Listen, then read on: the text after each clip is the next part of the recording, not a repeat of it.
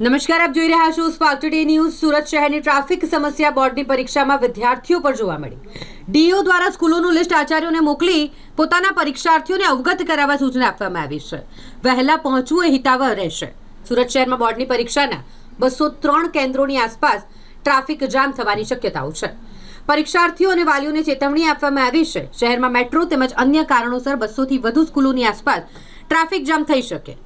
સુરત જિલ્લા શિક્ષણ અધિકારી તંત્રએ શહેરમાં થતા ટ્રાફિકને ધ્યાને લીધું અને છતાં પણ સુરત પોલીસની આળસ ઉડતી નથી તેવું લાગી રહ્યું છે।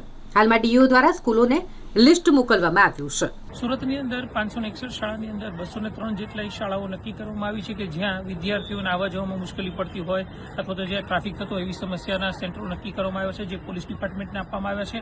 આ ઉપરાંત તમામ વિદ્યાર્થીઓને પણ જણાવવામાં આવ્યું છે કે જો તમારે ત્યાં તમારી શાળાનું સેન્ટર જે છે એ આઈડેન્ટિફાઈ કરેલા સેન્ટરોમાં હોય તો ઘરેથી વહેલા નીકળવું જોઈએ। આ ઉપરાંત તમને આપવામાં આવેલા QR કોડ સ્કેન કરી અને તમારા ઘરથી શાળાનું અંતર કેટલું છે તે પણ આઈડેન્ટિફાઈ કરશો કે જેથી કરીને કોઈ પણ વિદ્યાર્થીને તકલીફ ન પડે અને સમયસર પરીક્ષાના સેન્ટર પર પહોંચી શકે। આ ઉપરાંત જહાગીરપુરના બ્રિજ માટે પણ માનનીય કમિશનર સાહેબ, કલેક્ટર સાહેબ, માનનીય મ્યુનિસિપલ કમિશનર સાહેબ અને એસપી સાહેબની સંયુક્ત મિટિંગની અંદર નિર્ણય લેવામાં આવ્યો છે કે વિદ્યાર્થીઓને આવવા જવામાં તકલીફ ન પડે તે માટેના રસ્તો જે છે એ બંને તરફથી આવવા જવાની વિદ્યાર્થીઓ માટે છૂટછાટ આપશે, જેથી કરીને વિદ્યાર્થી સમયસર પરીક્ષાના સેન્ટર પર પહોંચી શકે।